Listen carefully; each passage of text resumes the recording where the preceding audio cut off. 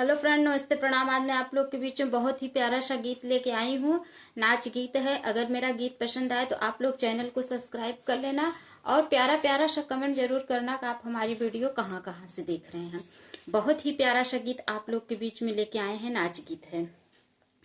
कैसे के बालम नींद आई हो जब जाब सऊदिया, के बालम नींद आई हो जब जाब सऊदिया, कैसे चायन हम आई हो जब जाब सऊदिया, जब मेरे गैया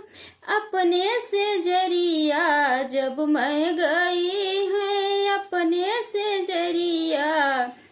जरिया पे आवै रो आई हो जब जाब सऊदिया,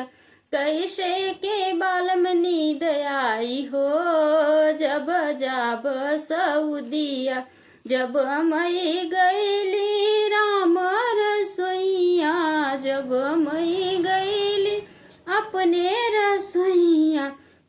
अरे खड़ी खड़ी पछताई हो जब जाबै सऊदिया, अरे खड़ी खड़ी पछताई हो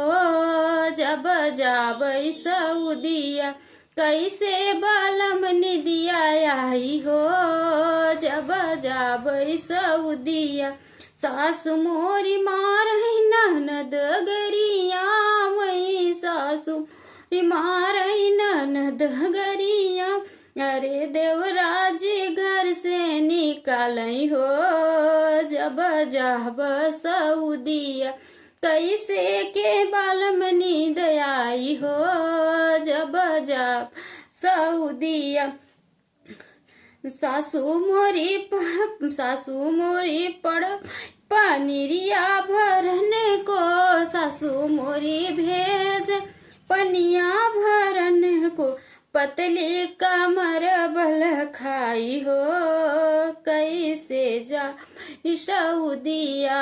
कैसे के बालम निदिया आई हो जब जाब सऊदिया, जेठ जी हमारे रोटी से कमाई, जेठ हमारे रोटी से कमाई, नरमी कलाई जरी जाई हो जब जाब सऊदिया,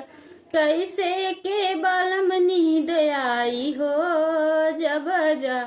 सऊदिया, सासू जेठानी खेते लई जाई, सासू जेठानी खेते लई जाई, दिन भर हमसे सरसों कटवाई, दिन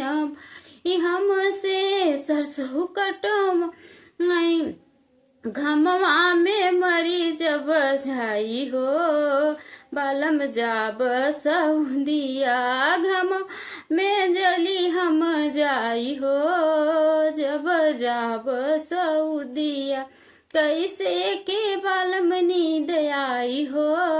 जब जाब सऊदिया, सासू ननद रोज चूल्हा फुकाम, मैं सासू ननद रोज चूल्हा फुकाम,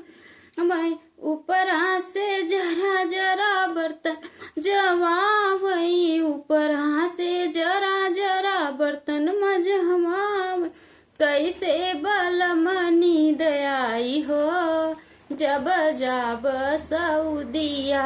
कैसे बालम नींद आई हो जब जाब सऊदिया। अगर गीत पसंद आए तो चैनल को सब्सक्राइब कर लेना और प्यारा प्यारा सा कमेंट जरूर करना कि आप हमारी वीडियो कहाँ कहाँ से देख रहे हैं।